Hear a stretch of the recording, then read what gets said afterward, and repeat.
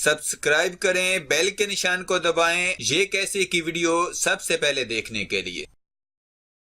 अस्सलामुअलैकुम, खुश आमदीद कहता हूँ आप सभी को ये कैसे चैनल में। मेरा नाम है शब्बीर। चलिए शुरू करते हैं। दोस्तों, आज की वीडियो में मैं आपको बताऊंगा कि अगर आपका इकामा ख़त्म होने वाला है, 2-3 महीने या 4 महीने बाकी है, आप खरूज का बोल रहे हैं और कफील कहता है रुको रुको, तो इसमें क्या फ़ायदा है और आपको क्या करना चाहिए, इस बारे में मैं आपको फुल डिटेल से गाइड करूंगा।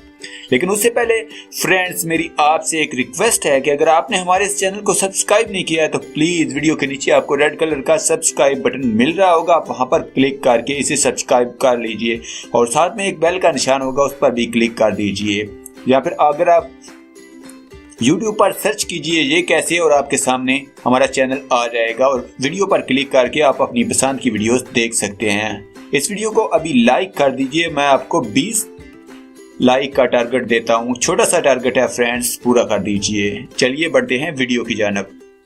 दोस्तों, मैंने ऐसे बहुत सारे बंदे देखे हैं जो कफील को कहते हैं हमारा खरूज लगाओ और वो नहीं लगाते। कफील कहते हैं शोया सबर और फिर वो कहता है अल्लाह करीम फी, लेकिन खरूज नहीं लगाता। अल्लाह ताला इन कफीलों को हिदायत दे। तो दोस्तों, कफील ऐसा क्यों करते हैं, इसकी वजह क्या है?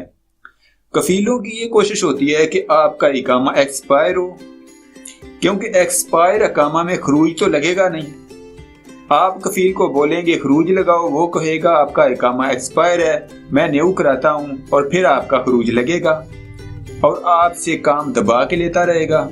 बेशक आपने पैसे भी दे दिए हूँ, वो आगे से बहाने बनाता रहेगा, मेरा सिस्टम खराब है, अबशर खराब है।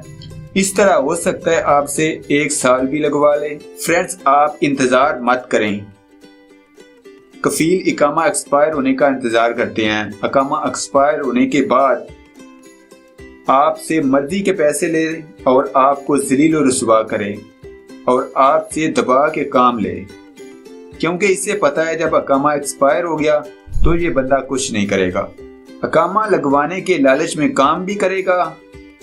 इसका दोस्तों हल ये है कि इकामा खत्म होने से पहले आपकी कफील के साथ कमिटमेंट होती है, खरूज के बारे में आपकी और कफील के दरमियान जो बातचीत होती है इसकी रिकॉर्डिंग करें, वीडियो बनाएं, ताकि अगर कफील 1 साल तक भी इकामा ना लगवाए और आपको लेबर कोर्ट में जाना पड़ जाए तो वो सबूत एविडेंस आपके पास हो, वो आपको बहुत फायदा देगा। इससे आपका बहुत जल्द खरूज लग जाएगा।